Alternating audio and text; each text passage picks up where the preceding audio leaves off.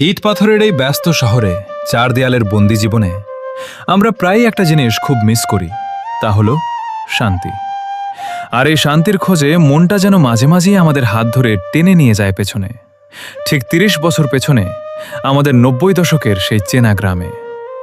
আজকের জেনারেশন যাকে old school বলে, আমাদের কাছে সেটা ছিল এক রূপকথার পৃথিবী, যেখানে গ্যাজেট ছিল না কিন্তু গল্প ছিল, ইন্টারনেট ছিল না কিন্তু আত্মার গভীর যোগাযোগ ছিল।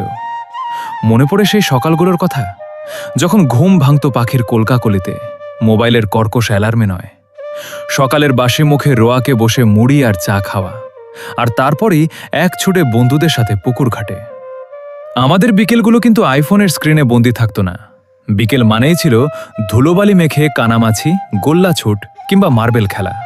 রোদ পড়ে আসা বিকেলে ১০ পয়সা কিংবা ১ টাকার ললি আইসক্রিম চোষার যে আনন্দ, তা আজকের দামি ক্যাফের কোল্ড কফিতেও আর খুঁজে পাওয়া যায় না। কালবৈশাখীর মেঘ জমলে বুক কাঁপত না, বরং এক অদ্ভুত ভালো লাগা কাজ করত আম কুড়াতে যাওয়ার আনন্দ।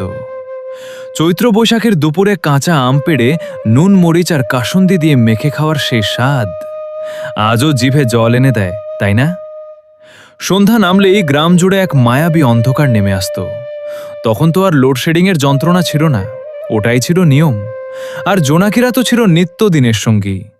হারিকেনের মৃদু আলোয় পড়তে বসা, আর একটু সুযোগ পেলেই মায়ের আঁচলে কিংবা দাদির কোলে মাথা রেখে ভূতের গল্প শোনা। শনিবার বিকেল মানেই ছিল টিভির সামনে পুরো পাড়ার জন্য এলাকার ওই একটি মাত্র রঙিন বা সাদা কালো টিভির সামনে কত মানুষের ভিড় জমত, আর ক্যাসেটের ফিতা পেন্সিল দিয়ে ঘুরিয়ে পছন্দের গান শোনার সেই দিনগুলো আজ ভাবলে কেমন যেন রূপকথা মনে হয়। সময় বদলেছে, আমরা বড় হয়েছি, আমাদের সেই প্রিয় গ্রামগুলো এখন শহরের ছোঁয়া পেয়ে বদলে গেছে। আমাদের সন্তানেরা হয়তো প্রযুক্তির আলোয় অনেক আধুনিক হয়ে বড় হচ্ছে, কিন্তু আমাদের সেই ধুলো মাখা উথাল পাথাল করা সোনালী শৈশব তারা কোনোদিন পাবে না। ৯০-এর দশক আসলে শুধু একটা সময় ছিল না, ওটা ছিল আমাদের জীবনের সবচেয়ে সুন্দর একটা আবেগ। আপনার শৈশবের সবচেয়ে মধুর স্মৃতি কোনটি? কমেন্টে আমাদের সাথে শেয়ার করতে পারেন। স্মৃতির এই মেঠো পথে আজ এই পর্যন্তই।